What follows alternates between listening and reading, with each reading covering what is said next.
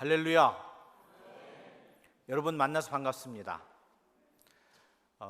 먼저 제가 섬기고 있는 장로의 신학대학교의 문안을 여러분에게 전합니다. 제가 섬기고 있는 학교는 교단 신학교인데요, 교단에 속한 모든 교인들의 기도와 관심이 있어야 되기 때문에 늘 여러분들에게 감사하고 있고, 그래서 이렇게 지역교회를 방문하면서 말씀을 전할 수 있는 기회가 돼서 참으로 감사드립니다.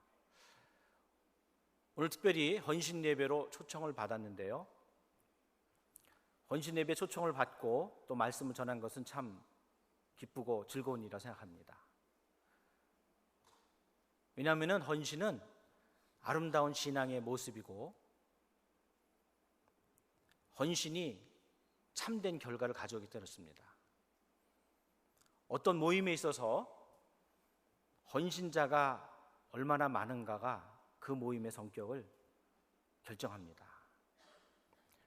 로드니 스타크라고 하는 한 종교사회학자는 도대체 로마 제국의 변두리에서 무명의 교사의 영향을 받은 기독교가 어떻게 수백 년 만에 로마 제국의 종교로 자리 잡았는가 하는 그 문제를 가지고 씨름했는데요, 여러 가지 이야기를 풀어가면서 아주 중요한 한 얘기를 했습니다. 그것은 어떤 공동체가 힘을 잃고 그리고 성장하려면 거기에 헌신된 사람들, 또 헌신을 요구할 때 그것이 가능하다, 그렇게 얘기를 했습니다.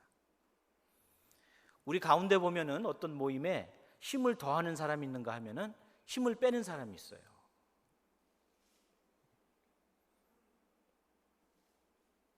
이 교회, 우리 모든 교인들은 헌신을 통해서 교회에 나올 때 이 교회를 살릴 수 있습니다.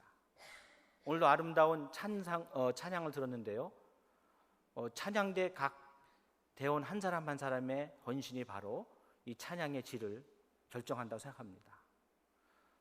그래서 오늘 이 헌신의 내용은 우리 성도 여러분이 다 듣기 바랐는데요, 그러나 특별히 오늘은 교사 헌신 예배이기 때문에 교사로 부르심 받고, 또 이 교사가 교사되기 위해서 지원할 모든 교회 공동체가 함께 헌신의 의미를 다시 생각할 수 있기를 바랍니다.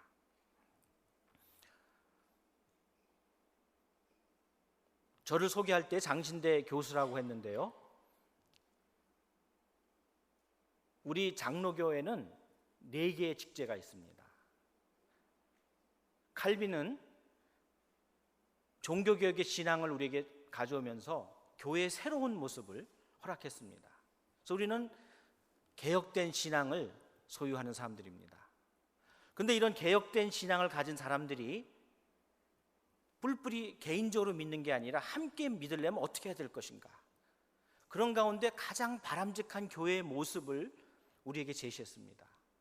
그것이 바로 개혁교회인데, 그 개혁교회는 어떻게 돌아가는가, 적어도 4개의 직분이 있어야 된다는 것이 우리가 믿고 있는 장로교의 비조인 칼빈의 주장이었습니다.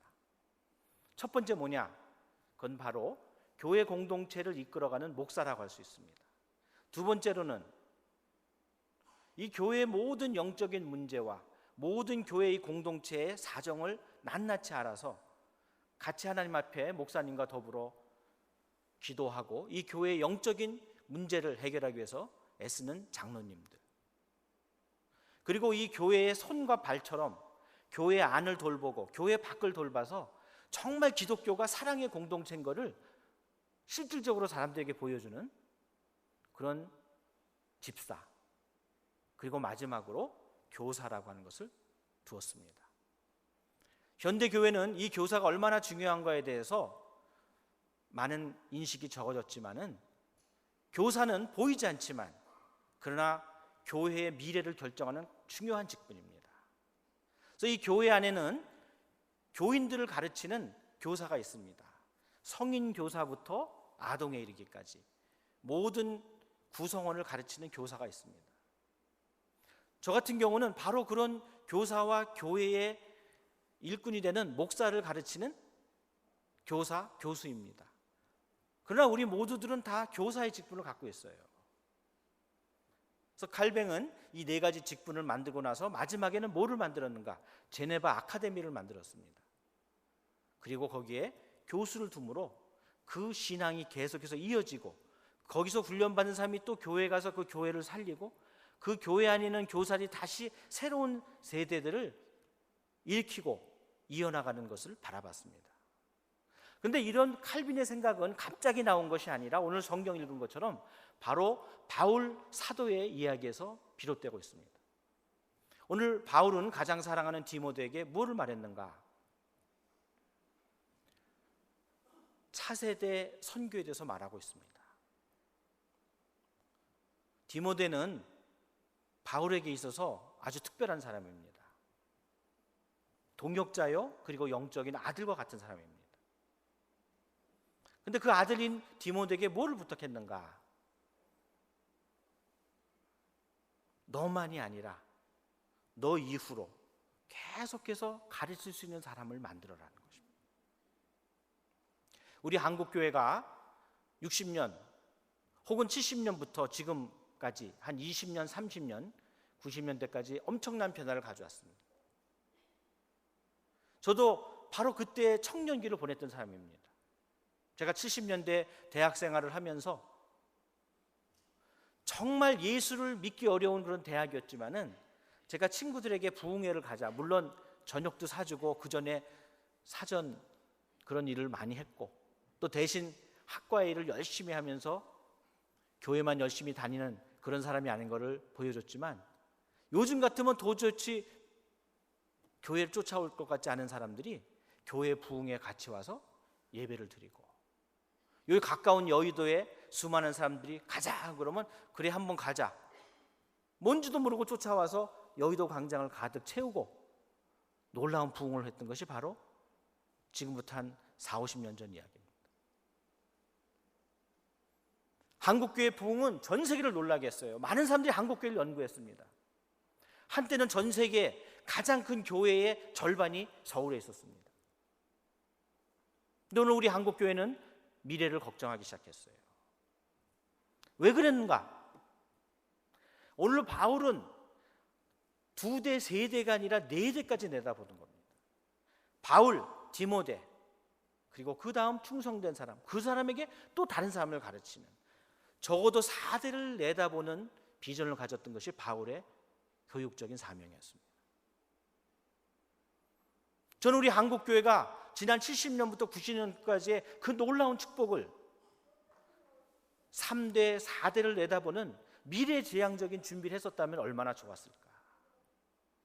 우리가 하나님의 축복을 누리는 가운데 이 축복이 계속되리라고 너무 낙관했을 때, 미래를 준비하지 않았을 때, 우리는 그 부흥의 열매를 채 맛보기도 전에 마음이 많이 위축된 것을 경험하고 있는 것입니다. 여러분, 아무리 어떤 모임이 대단한 것 같아도 한 세대만 지나면은요 달라집니다. 그럼 그 모임이 계속되려면 어떻게 되는가? 그 모임의 정신이 계속 이어져야 됩니다. 구약의 말씀으로 돌아가 보면은요, 민수기 14장 30절에 하나님께서 무서운 말씀하십니다. 광야를 통해서 계속해서 고난을 받았는데도 가나안에 들어갈 만한 자격과 조건이 안 됐어요. 그래서 하나님이 가슴 아픈 결단을 내리십니다. 계수할 때 20대 이상 됐던 사람은 못 들어간다 하는 겁니다. 하나님 포기하시는 겁니다. 하나님이 많은 경우는 그냥 놔두세요. 그 사이에 변화가 있어야 됩니다. 기간이 끝나면 어떻게 됩니까? 포기가 됩니다. 하나님이 기회를 줬는데도 안 되니까 어떻습니까? 20대 이상의 사람들은 변화의 가능성이 적다. 그래서 민수기 14장 30절 보면은 20세 이상으로서 계수된 자들은 한 사람도 들어가지 못한다고 했습니다. 지도자 여호수아 갈렙을 빼놓고는. 그럼 누가 들어가느냐 이게? 누가?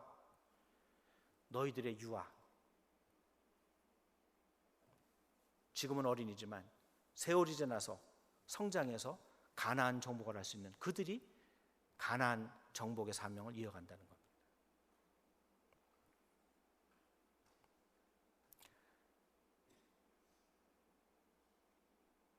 후손이 없으면 미래가 없습니다. 오늘 이 후손에 대한 이야기를 다 할 수는 없어요. 짧은 시간이기 때문에. 그러나 후손을 확보하는 가장 중요한 방법은 뭐냐? 구약과 신약과 지난 역사, 교회 역사를 통해서 관통되어 온 가장 중요한 방법은 뭐냐? 가르치는 겁니다.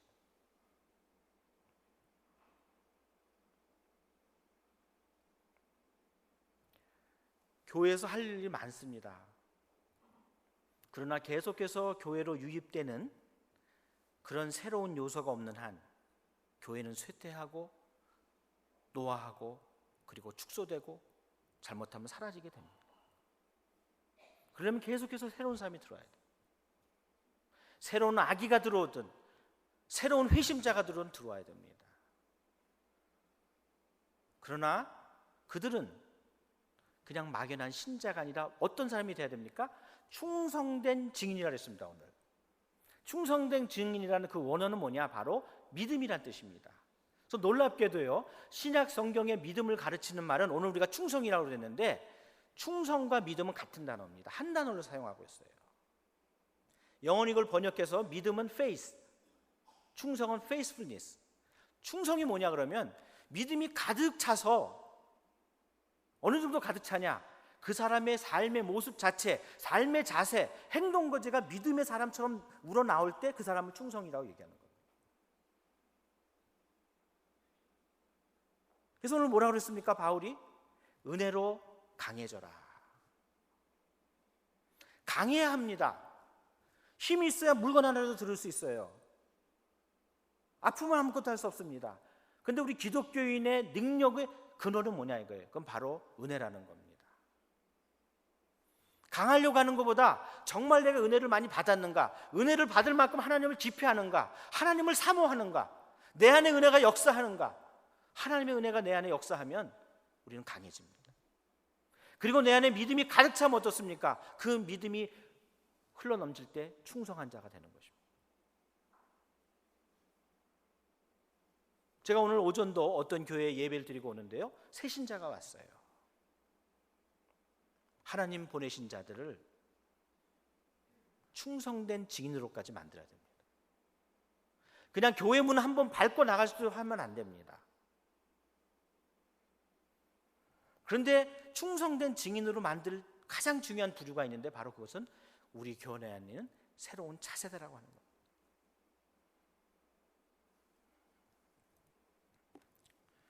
이제 하나님께서 민수기에서만 말씀하시는 것이 아니라 이제는 가나안 문턱에 있을 때 다시 한번 이 말씀하세요.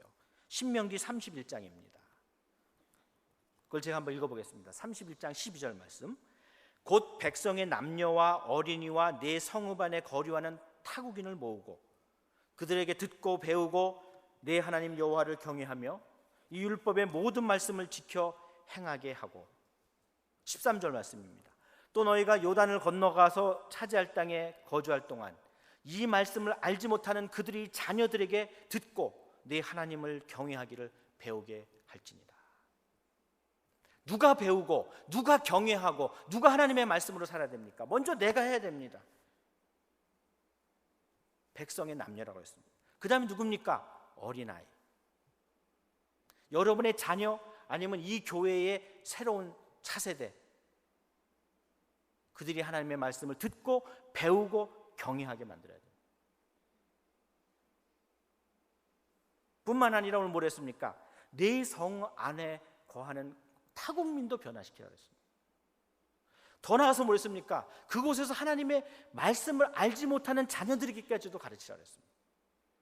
말씀이 나에게부터, 내 자녀에게부터, 내 공동체부터, 내 공동체 안에 들어있는 이질적인 요소로부터, 그리고 이 사회에 있는 모든 사람에게까지 말씀이 계속 전해져야 되는 겁니다. 그리고 뭐라고 말씀했냐면요, 특별히 19절에 이제 너희는 이 노래를 써서 이스라엘 자손에게 가르쳐 그들의 입으로 부르게 하여 이 노래로 나를 위하여 이스라엘 자손들에게 증거가 되게 하라. 21절 말씀입니다. 그들이 수많은 재앙과 환난을 당할 때 그들의 자손이 부르기를 잊지 아니하는 이 노래가 그들 앞에 증인처럼 되리라. 여러분, 하나님이 우리들의 믿음을 기억하기 위한 도구로 만든 게 뭐냐면 찬양입니다. 왜? 찬양은 우리가 배우는 교육적인 방법 중에 전인적으로 배워요. 가사도 배우죠, 느낌도 배우죠. 그러니까 지적인 능력과 감성적인 능력과 그리고 입으로 부르기 때문에 우리의 육체적인 전인적인 활동을 하게 됩니다. 그래서 이 찬양이 우리 안에 새겨지게 되는 겁니다. 우리가 바라기는 믿자마자 죽을 때까지 계속해서 믿고 더 잘 믿고 더 뜨겁게 믿으면 좋겠지만 우리들의 믿음에는 굴곡이 많아요. 심하게는 굴곡만 있는 거 아니라 중단될 때가 있습니다. 하나님을 떠날 때가 있어요. 그러나 그들에게 찬양이 남아있을 때 그들이 주께 돌아올 수 있다는 겁니다.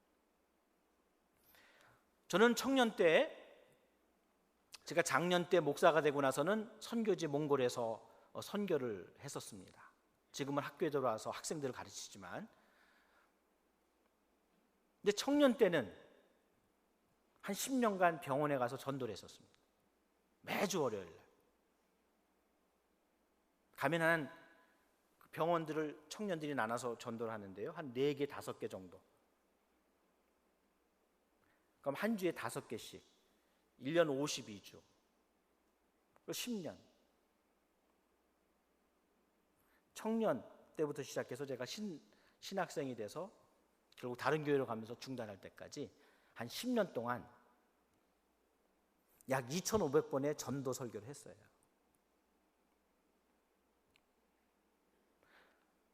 근데 그때 잃어버리지 않는 그런 놀라운 일이 있습니다. 바로 오늘 하나님의 말씀이 이루어졌어요.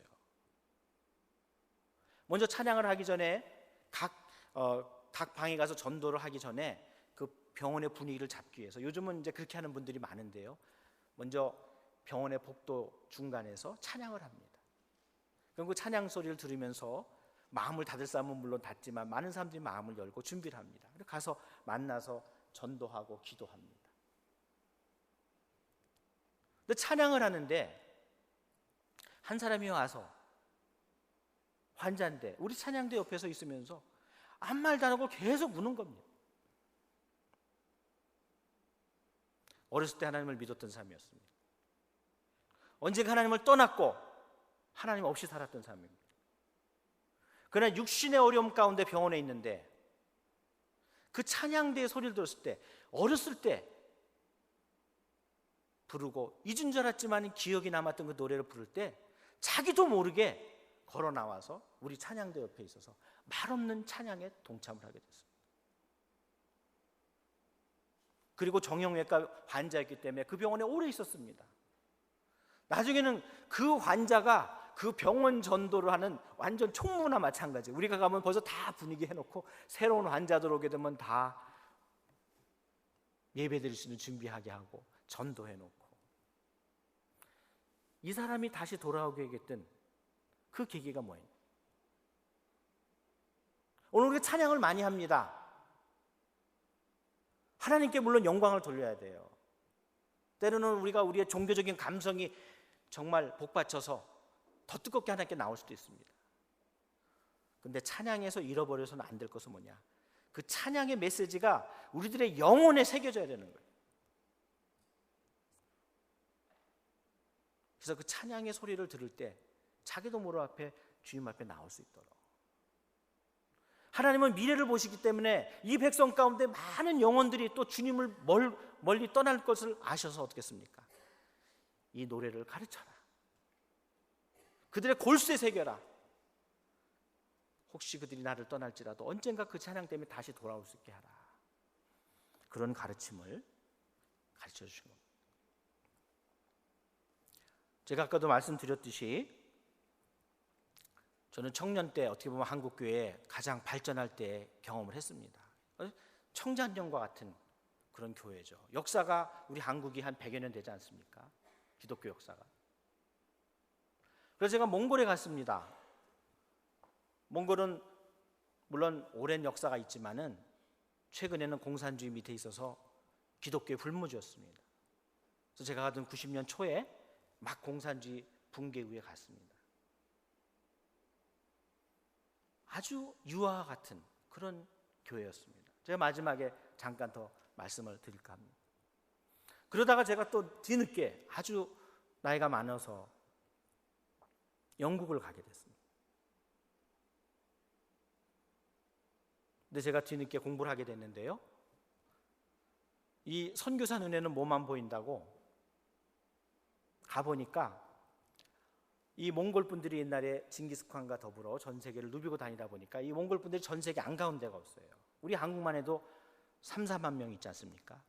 그래서 지금 한국에는 몽골들 분들이 섬기는 교회가 100여 군데가 있습니다. 근데 영국에도 와 계세요. 수천 명. 그래서 저는 그 기초만 놓고 그 이후에 이제 교회가 세워져 있는데요, 바로 그 몽골 분들을 돕기 위해서 하나님 이곳에도 교회를 세워주십시오. 제가 공부하던 학생이기 때문에 전념할 수는 없어서 그 파트너 교회를 찾았습니다.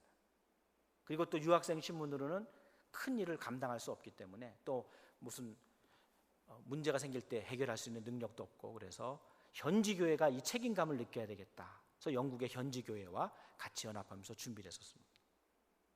그래서 이제 런던의 그 교회를 섬기기 위해서 그 교회를 찾고, 그 전에 제가 살던, 저는 런던이 아니라 약간 시골에 살았는데요, 그 시골에 있는 그 관련된 교단 교회를 먼저 나가면서 교제하고 일을 벌이고 있었습니다. 그래서 그 교단이 속한 가장 가까운 교회를 찾아서 우리가 가게 됐습니다. 그날 그 교회는 40% 부흥을 했어요. 40%. 왜? 갔더니 10명 정도 됐어요. 가장 젊은 분이 70분, 70세 이상. 제가 가니까 청장년 남자 대표, 제 아내가 청장년 여자 대표, 우리 아들이 중고등부 대표, 우리 딸이 아동부 대표.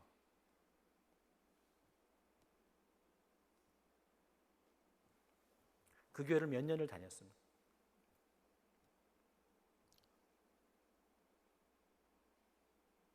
근데 그 사건을 여러 가지 해석할 수 있지만은 한 가지, 여러 이유 중에 한 가지를 오늘 이 자리에 관련돼서 말씀드리면은, 그 교회도 얼마 전에는 아이들의 웃음소리가 있었고 주일학교가 활발했고 주위에 영향을 미쳤던 교회였습니다.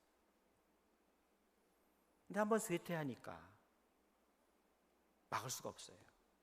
그래서 그 교회를 맡았던 영국 교회 목사님, 두 교회를 함께 보는데, 제가 그 목사님 목사이기 때문에 나중에 같이 동역을 하고 또 설교를 나누고 그랬는데, 제가 한번 물어봤어요. 떠나기 전에, 목사님 뭔가를 좀 해야 되지 않겠습니까? 그때 그 목사님이 저한테 얘기하는 거예요. 뭔가 하기에는 너무 늦었습니다. 지금은 쇠퇴의 가속도가 붙어서 여기에 계신 분들을 다 장례해드리는 것 외에는 제가 할 일이 없습니다. 그런데 그 교회에 한 교사가, 물론 그분도 60대 후반, 70대가 다 됐던 분이에요. 그분이 제일 젊었습니다. 예외적으로. 그분이 기도를 했어요. 뭐라 기도했는가? 하나님, 제가 하나님 앞에 가기 전에 다시 한번 가르칠 수 있는 기회를 주시옵소서. 5년을 기도했다고 그래요. 5년을. 근데 우리가 그 교회 주일학교 때문에 간 건 아니에요. 선교적 목적 때문에 친해지려고 갔었는데, 그래서 그 다음 주부터 어떻게 했습니까? 영국은 이렇게 같이 예배 드리고 설교가 시작되면은 어른들은 남고 아이들은 옆에 주일학교에 가서 하는데, 그때부터 3년 동안 그 선생님과 제 딸이 1대1로 뒤에 들어가서 목사님 가운 갈아입는 조그만 방에서 3년을 공부를 했어요.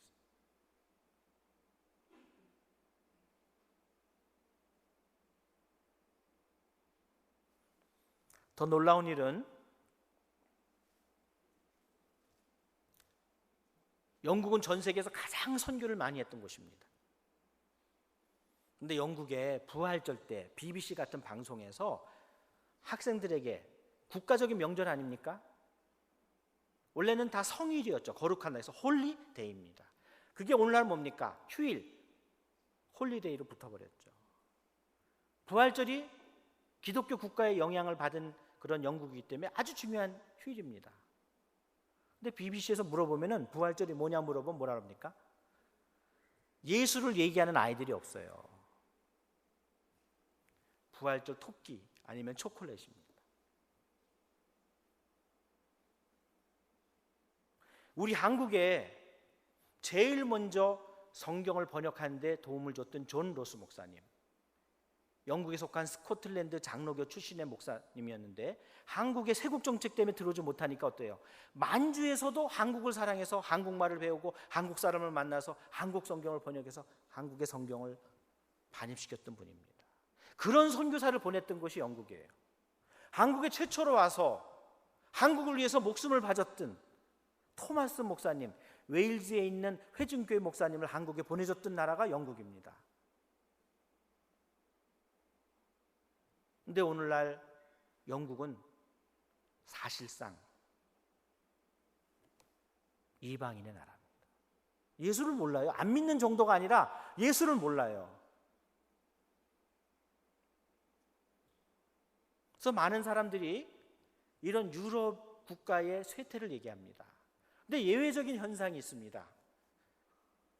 뭐냐면 바로 믿음의 연어 효과. 그게 뭐냐? 연어가 태어난 것으로 돌아오잖아요. 그것처럼 영국에 거진 교회 성장이 없지만은 이상하게 교회로 찾아오는 사람들이 있다는 거예요. 특히 중년층 이상이. 인생을 다시 생각해보고 중년층의 위기라든지 자기 인생을 하는 가운데 다시 교회를 택하는 사람들이 있는데 그 사람들을 조사해 보니까 어떤 사람들인가? 어렸을 때 교회 다닌 경험이 있는 사람들이라는 겁니다.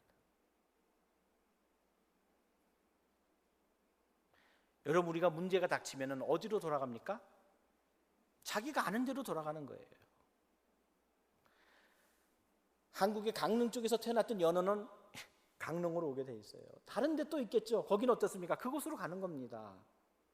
하나님을 만났지만 떠났던 사람은 어디로 갑니까? 하나님에게 돌아가는 거예요. 하나님을 만나지 않은 사람은 어디로 갑니까? 하나님에게 갈 수가 없는 겁니다. 그래서 오늘날 우리 기독교 교육에 중요한 하나의 새로운 흐름이 있어요. 그게 뭐냐? 바로 밑빠진 독에 물 붓기 교육을 해야 된다는 겁니다. 교회 안에 머무는 것도 중요하죠. 그러나 이 가운데 이런저런 이유로 우리 교회를 떠나는 사람들이 있을 때, 그러나 그들이 언젠가 하나님이 부르실 때, 그들의 인생의 위기 가운데, 환난 가운데 그들의 참 인생의 의미를 찾고자 할 때, 그래, 내가 돌아갈 곳은 교회지, 하나님이지, 하나님의 말씀이지, 그들이 돌아갈 수 있는 신앙의 근거지를 만들어주는 게 필요하다는 겁니다. 그래서 한 번이라도 이 교회에 발을 들였던 사람들, 여러분의 자녀들, 혹시 여러분들이 여러분의 마음과는 달리 여러분 하나님을 떠난다 하더라도 그들이 하나님께 돌아올 수 있도록 여러분이 말씀을 심어야 됩니다.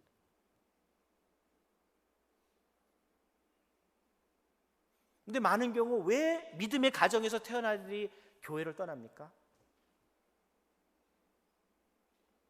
그건 믿음의 위선 때문에 그렇습니다.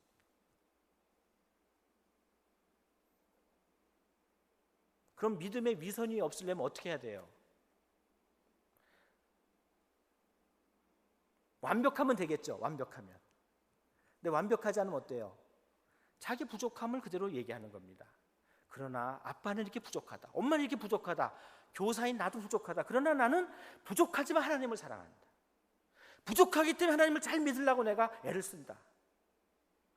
그 신앙의 간절함과 그 신앙의 노력을 나누는 겁니다. 그러나 아마 자식들이 여러분들에게 완벽하지 않다고 해서 여러분을 욕하지 않을 겁니다. 그러나 위선적인 신앙을 강요하거나 위선적인 모습을 인정하지 않을 때 많은 사람들은 교회를 떠납니다. 그러나 정말 잘못한 걸 같이 나누고 같이 기도하죠. 요즘 교회 학교가 줄어들었다고 많은 사람들이 걱정하죠. 근데 이걸 역으로 생각해 보면요, 정말 이상적인 교육이 일대일 교육 아닙니까? 그래서 저는 이 교회 모든 성인들이 다 교사가 되면 좋겠어요. 그래서 아이들을 다 일대일 교육을 하는 겁니다. 그 교회 교육에 뭐 많은 정보를 줘야 됩니까? 정말 내가 그 주일학교 선생님을 만나면 내가 할 수 있는 일을 다 할 수 있는 그런 사람이 좀 되면 좋겠어요. 인생의 멘토가 되는 거죠. 학교 선생님에게도 말 못하고 부모님에게도 말 못하는데 내가 주일학교 선생님에게 딱 말할 수 있는,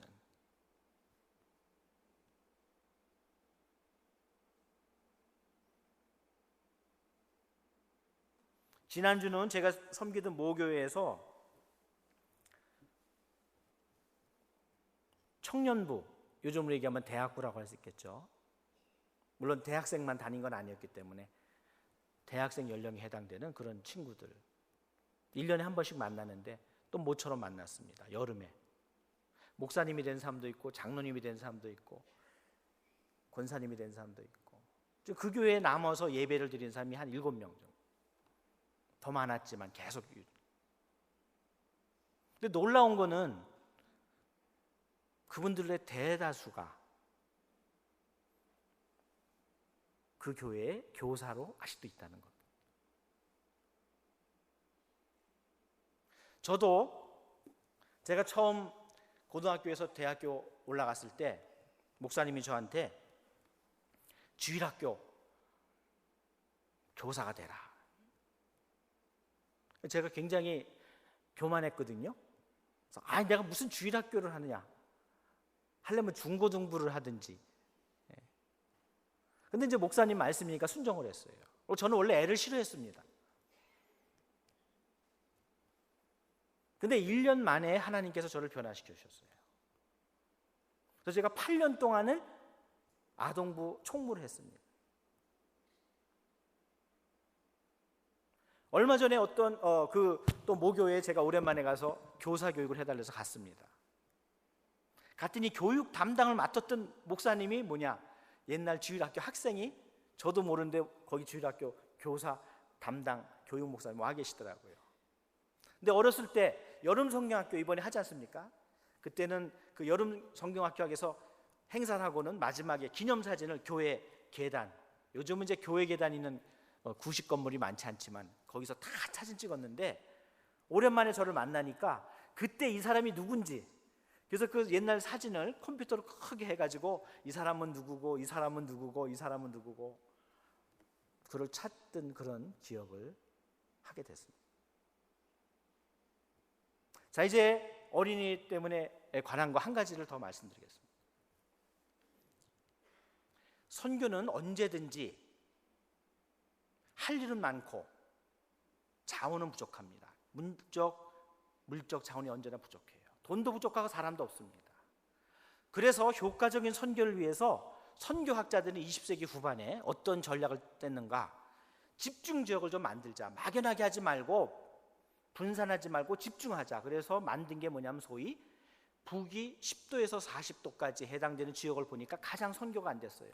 그래서 기왕 선교하려면 여기를 집중하자. 그게 바로 1040 윈도우입니다. 10-40 창이라는 거예요. 근데 20세기 말에 또 하나의 창을 만들었어요. 그게 뭐냐면은 4-14 윈도우, 4-14창. 우리로 얘기하면 그건 연령에 대한 얘기인데요, 우리로 얘기하면 6-16창이 됩니다. 앞에 전략이 지역에 관한 거라면 이거는 뭐냐면은 수평적인 게 아니라 수직적으로 보니까 인간에 있어서 가장 복음의 수용도가 높고 또 믿으면은 평생 하나님을 섬길 수 있는 연령이 뭐냐 보니까 4세부터 14세 사이에 주님을 받아들인다는 겁니다.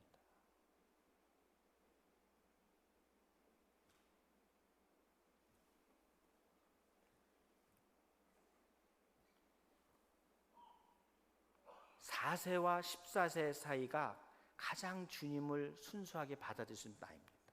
또 가장 순수하게 헌신합니다.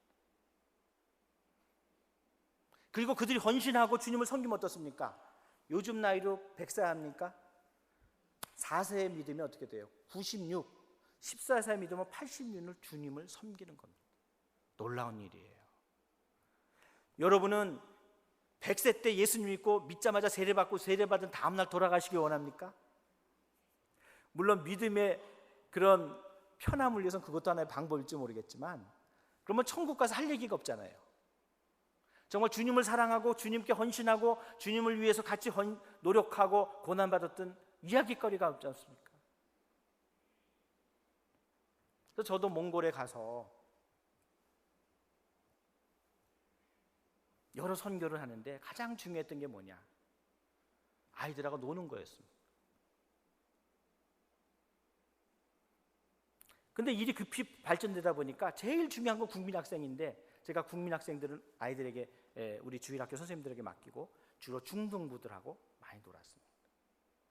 그때 그 중등부 분들이 지금 몽골 중요한 교회의 집사님이 되고 장로님이 되고 목사님이 됐습니다. 오늘도 제가 이 넥타이를 메고 왔어요. 오스틴 리드라고 하는 좋은 넥타이입니다.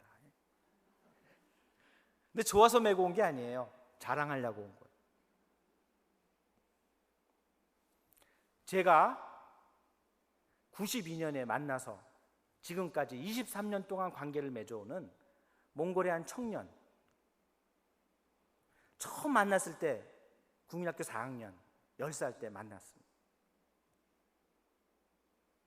지금 30대 중반이 됐죠. 결혼했고 몽골의 목사님입니다. 그리고 이 장신대에 와서 몽골에서 신학을 하고 장신대에 와서 신학을 또 하고 다시 몽골교회 섬기겠다고 끝나자마자 간 친구예요. 그 친구가 졸업하면서 저한테 선물로 주고 간 거예요. 목사님 감사합니다. 그래서 제가 딴 때는 안 메고 교사 헌신이나 전도에 대해서 할 때, 선교를 할 때 내가 맵니다. 귀하게 매는 거예요. 오래 매려고.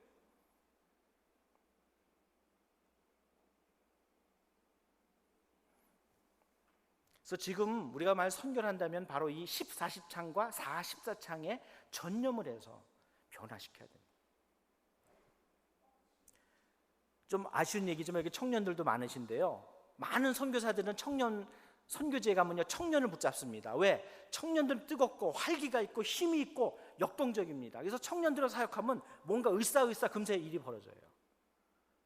근데 사실은 이미 청년들도요 순수한 신앙, 순수한 헌신을 기대하기가 어렵습니다. 벌써 뭔가를 계산하는 그런 면이 있어요. 정말 오직 주님을 순수하게 믿을 수 있는 그런 연령은 아니라는 겁니다. 아까 읽던 성경 본문도 뭐랬습니까? 하나님이 놀랍게도 20살 이상 된 사람한테는 기대를 안 간다 그랬어요. 물론 단적인 얘기고 20살 이상은 희망이 없다는 얘기는 아닙니다. 그러나 그만큼 순수할 때 복음을 전하는 게 너무나 중요하다는 거예요. 이제 제 말씀을 정리할까 합니다. 자, 많은 사람들이 선교를 중요시 여깁니다. 수평적인 선교 중요합니다. 하나님이 이 세상 역사와 선교 역사의 마지막에 우리를 불러주셔서 우리를 이렇게 축복해 주셨습니다. 그래서 우리는 처음부터 복음의 빛을 갖기 위해서 전 세계의 제3세계 국가로서는 가장 빨리 선교를 많이 하고 열심히 하는 국가로 인정받게 됐습니다. 그러나 이런 세계 선교가 가능하려면 그 세계 선교를 가능하게 만드는 또 하나의 선교가 있어요. 그게 뭐냐면 바로 차세대 선교입니다. 모든 사람이 다 선교제 가는 게 아닙니다. 우리가 다 선교하지만 세계 선교는 우리의 대표자를 보내는 거예요. 그래서 그 선교사들은 우리를 대신해 선교하는 겁니다. 그러나 이 땅에서 모든 사람들에게 맡겨진 하나님의 선교가 있습니다. 그게 뭐냐? 바로 차세대 선교입니다. 내 자식은, 내 동생은, 내 교회 후배는 하나님의 사람을 만들겠다 하는 그 각오가 우리 교회 공동체가 전부 다 있어야 되고, 그를 위해서 교회는 이걸 위해서 기도하고 정말 좋은 교사를 키워야 되고, 그리고 나도 교사가 되고 싶은 마음을 가져서 이 교회 교사들의 자원이 엄청나게 많아야 돼요. 그래서요 우리는 신자만 돼서도 안 되고요, 교사만 돼서도 교인만 돼서도 안 되고, 제자만 돼서도 안 되고, 일꾼이 돼야 되는데 전 교인이 다 일꾼이 돼야 됩니다. 그래서 사실 우리 어린이들도 오면은 주보라도 나눠주고 심부름이라도 해야 됩니다. 그래서 중학교 때 벌써 맨날 교육만 받으면은요, 주체의식과 적극성이 없어요. 중학생이 국민학생에 가서 보조교사도 하고, 고등학생이 중학교 가서 보조교사도 하고, 어려서부터 이 교회 전체가 각 세대가 중요하지만 세대가 연결돼서 온 교회가 하나라고 하는 그 마음을 가져야 돼요. 그래서 자연스럽게 아이들이 중학교가 되면은 내가 교회에서 뭐를 해야 되겠다, 고등학교가 되면 뭐를 해야겠다, 내가 대학교를 가면 뭐 해야 되겠다, 그게 다 연결이 될 때 이 교회 전체가 튼튼한 교육 공동체로 바뀌게 됩니다. 오늘 바울의 말씀을 전했고요, 그리고 구약과 신약과 교회 역사와 오늘날 선교 현장을 얘기하면서 교육이 얼마나 중요한지 말씀드렸습니다. 교육이 중단되면, 차세대를 주목하지 않으면 지금은 되는 것 같습니다. 그러나 장년층, 노년층, 중년층이 위주면은요, 30년만 지나면 그 공동체는 미래가 없어요. 그래서 중년층도 중요하고, 노년층도 중요하고, 장년층도 중요합니다. 근데 더 중요한 건 뭐냐? 우리의 미래를 여러분 준비합시다. 그 가장 중요한 준비는 뭐냐? 우리 차세대의 선교사가 되는 것입니다. 그래서 저는 여러분 모두가 다 차세대 선교사 되기를 간절히 바라면서 제 설교를 마치고 기도하겠습니다. 하나님,